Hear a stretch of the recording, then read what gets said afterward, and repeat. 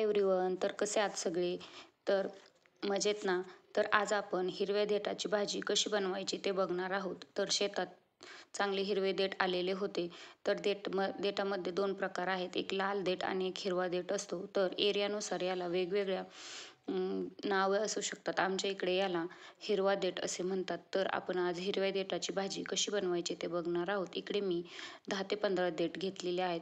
ते जाडसर देठ घेतलेले आहेत व त्या आपण पातेल्यामध्ये शिजण्यासाठी ठेवून देणार आहोत. त्याच्यामध्ये मी 2 ग्लास पाणी आणि चवीनुसार मीठ टाकलेले आहे. इकडे आपल्या देठाला मस्त अशी उकळी आलेली आहे. हे देठ थोडे जास्त निबर नाही आहेत, त्याच्यामुळे इकडे आपण पातेल्यामध्ये शिजवून घेणार आहोत.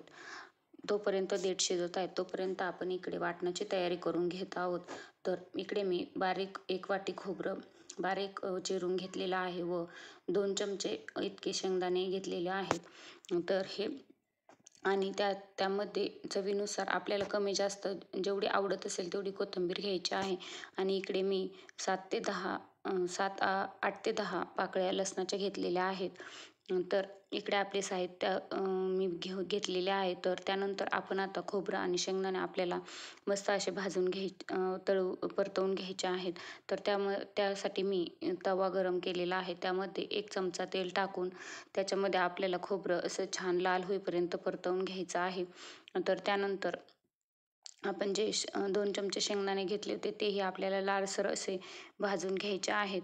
असे केल्याने भाजीला रंगही छान येतो व टेस्टही छान येते. तर त्यासाठी आपण हे परतवून घ्यायचे आहे.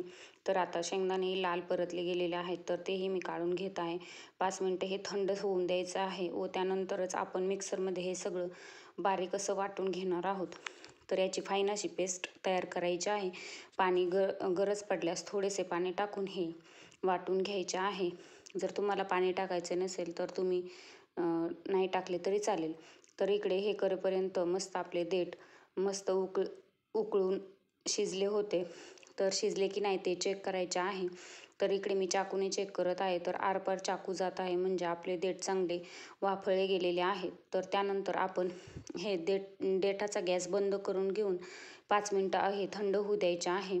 तर इकडे आपले देठ थंड झालेले आहेत. तर त्यानंतर आपण इकडे गॅसवरती एक पातेलं ठेवलेलं आहे. मी इकडे मिडियम साईजचं पातेलं घेतलेलं आहे. मी 4 जणांसाठी भाजी बनवत आहे. तर त्यासाठी मी इकडे 2 आकडे तेल त्याच्यामध्ये जिरी मोहरी टाकलेली आहे व ती चांगली तडतडली की त्यानंतर त्याच्यामध्ये 1 चमचा हळद टाकायची आहे व त्यानंतर आपण जे वाटून घेतले होते ते त्यामध्ये मस्त तेल सुटेपर्यंत मस्त असे परतवून घ्यायचे आहे. तर त्यानंतर 1 चमचा लाल तिखट काश्मीरी लाल मिर्च आणि 2 चमचे आपले घरचे लाल तिखट टाकून घेतलेले आहे व ते चांगले मिक्स करून घेऊन त्याच्यामध्ये आपल्याला पाहिजे तेवढे पाणी आपण त्याच्यामध्ये ॲड करणार आहोत. तर इकडे मी चौघांसाठी बनवत आहे तर मी इकडे 2 ग्लास इतके पाणी टाकलेले आहे.